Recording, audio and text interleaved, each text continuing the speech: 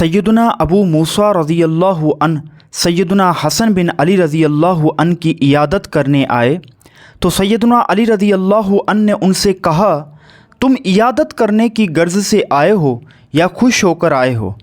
सैयदना अबू मूसा रज़ी अल्लाह अन कहने लगे, नहीं, मैं इयादत करने की गर्ज से आया हूँ।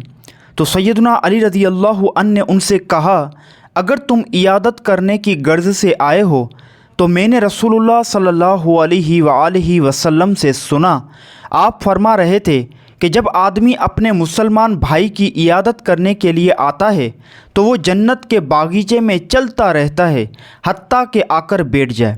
जब वो बैठ जाता है तो रहमत उसे ढांप लेती है।